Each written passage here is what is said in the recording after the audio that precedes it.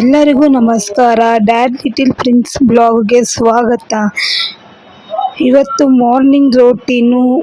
ನಂದು ಡ್ಯೂಟಿಗೆ ಹೋಗೋ ಮುಂಚೆ ಏನು ನಡಿಬೇಕೋ ನಡೆಯುತ್ತೆ. ನೀವು ಒಂದ್ಸಲಿ ನೋಡಿ. ರೈಸ್ ಇಕ್ತಾ ಇದ್ದೀನಿ. ನಾರ್ಮಲ್ ನಾನು ರೈಸ್ ಡೈಲಿ ಮಾಡ್ಕೊತೀನಿ. ರೈಸ್ ಇಕ್ತಾ ಇದ್ದೀನಿ. ರೈಸ್ ಇಕ್ಮೇಲೆ ಏನು ಕೈ ಬೇರೆ ಉಗುರು ಸುಟ್ಟಾಗೋಗಿದೆ. ಪೇಯ್ನ್ ಅಂದರೆ ಪೇಯ್ನು ತುಂಬ. ಆಮೇಲೆ ಹಣ್ಣುಗಳೆಲ್ಲ ಹಚ್ಚಾಕೊತಾ ಇದ್ದೀನಿ. ಇವತ್ತೇನು ಮಾಡೋಕ್ಕೆ ಹೋಗಿಲ್ಲ. ಮೊಸರನ್ನ ಬಿಟ್ಟರೆ ಇನ್ನೇನು ಮಾಡೋಕ್ಕಾಗಿಲ್ಲ. ಕೈ ತುಂಬ ಪೇಯ್ನ್ ಇತ್ತು.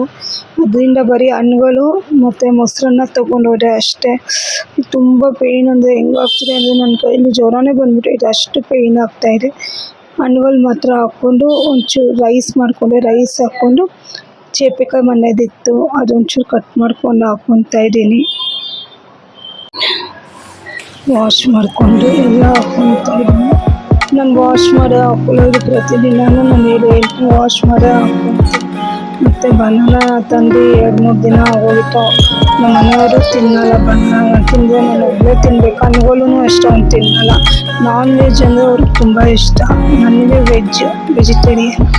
ಮತ್ತು ಡ್ರೈ ಫ್ರೂಟ್ಸ್ ಹಾಕ್ಕೊತಾ ಇದ್ದೀನಿ. ಒಂದು ಸ್ವಲ್ಪ ಡ್ರೈ ಫ್ರೂಟ್ಸ್ ಹಾಕ್ಕೊಂಡು 1-2 ಖರ್ಜೂರ, 4-5-8 ಬಾದಾಮಿ, ಒಂದು 5-6 ಪೀಸ್ ದ್ರಾಕ್ಷಿ, ಗೋಡಂಬಿ ಎಲ್ಲ ಹಾಕ್ಕೊಂಡು ಅದು ಮಧ್ಯಾಹ್ನಕ್ಕೆ ತಿನ್ಕೊತೀನಿ. ಏನಂದರೆ ನಾನು ತುಂಬ ಗಾಡಿಯಾಗೂ ತಿನ್ನಲ್ಲ, ತುಂಬ ಇದಾಗೂ ತಿನ್ನಲ್ಲ, ಮೀಡಿಯಮಾಗಿ ತಿನ್ಕೊತೀನಿ. ಯಾಕಂದ್ರೆ ನನಗೊಂದೊಂದ್ಸಲಿ ಇಷ್ಟನೂ ಆಗಲ್ಲ. ತುಂಬ ಊಟ ತಿಂದು ಜೀರ್ಣ ಆಗೋ ಶಕ್ತಿ ನನಗೆ ಜಾಸ್ತಿ ಇಲ್ಲ. ಅದಕ್ಕೆ ಮೀಡಿಯಮಾಗಿ ತಿಂತೀನಿ. ಇವಾಗ ಮೊಸರು ಇತ್ತು, ಮೊಸರು ಒಂದು ಬಾಟಲ್ ಇಟ್ಕೊಂಡಿದ್ದೀನಿ. ಮೊಸರಿಗೆ ಅದೇ ಬಾಟಲಲ್ಲಿ ಹಾಕ್ಕೊತೀನಿ. ಮತ್ತು ರೈಸ್, ಮೊಸರನ್ನ ಅಂತ ಅನ್ನಲ್ಲ. ಇವತ್ತಿನ ನನ್ನ ಟಿಫನ್ ಬಾಕ್ಸ್ ಇದು. ರೈಸು ಮೊಸರು ಎಲ್ಲ ಪ್ಯಾಕ್ ಆಯಿತು. ಟಿಫನ್ ಬಾಕ್ಸ್ ಮುಗೀತು. ಇವತ್ತಿಂದು ನೋಡಿ ಇಷ್ಟ ಆಯಿತು. ಎಲ್ಲ ಕ್ಲೀನ್ ಮಾಡಿಬಿಟ್ಟು ಇಷ್ಟು ಸಾಕಾಗೋಗುತ್ತೆ. ದಯವಿಟ್ಟು ಸಬ್ಸ್ಕ್ರೈಬ್ ಆಗಿ ನೋಡಿ. ಒಬ್ಬರು ಸಿಕ್ಕಿದ್ರೆ ತುಂಬ ಹೋಗಿದೆ. ದಯವಿಟ್ಟು ಸಬ್ಸ್ಕ್ರೈಬ್ ಆಗಿ. ನಾಳೆ ಮೀಟ್ ಆಗ್ತೀನಿ. ಬಾಯ್.